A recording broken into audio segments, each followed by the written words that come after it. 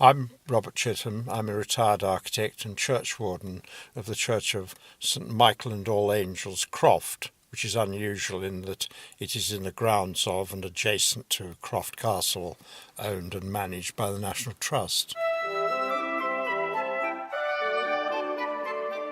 Croft is quite a small church with a nave and chancel, originally with a side chapel which was built to house the tomb of Sir Richard Croft. Sir Richard Croft's a very interesting man. He was Chancellor to King Henry VII, so he was quite a significant man politically. And he had also fought at the Battle of Mortimer's Cross locally during the Wars of the Roses. Croft Church was fairly substantially altered at the time of Sir Richard's death in the early 1500s, and then shortly after 1700 the Croft family decided to make quite significant further alterations, in particular putting in a family pew at a gallery level at the west end of the church so that they could approach this without bumping into the hoi polloi.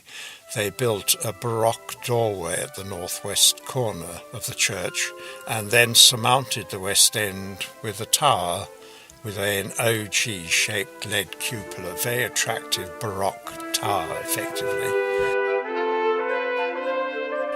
The lead having perished and slipped dangerously on the cupola of the church, we are conducting a fundraising operation to provide funds for the permanent restoration of the cupola. We carried out emergency repairs last autumn after this slippage occurred at a cost of about £7,000, a great proportion of which was the cost of the scaffolding, which was extremely elaborate. We are now anticipating a repair cost of about £60,000. We are applying for grants from the Historic Lotteries Fund and from other local bodies, but it's going to be a very expensive repair. Together with the scaffolding costs, it looks as if it's going to cost in the order of about £60,000. We're most grateful for the local fundraising, which has been undertaken spontaneously by a number of people,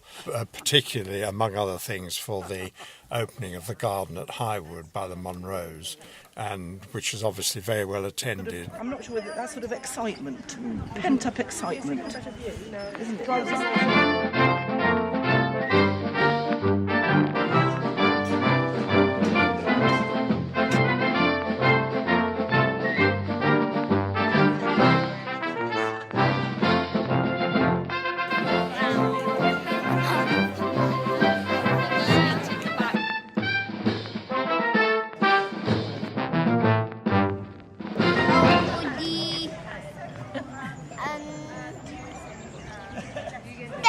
A lot of local fundraising has to be done simply by the community, and within the community there are various initiatives being taken for which we are extremely grateful.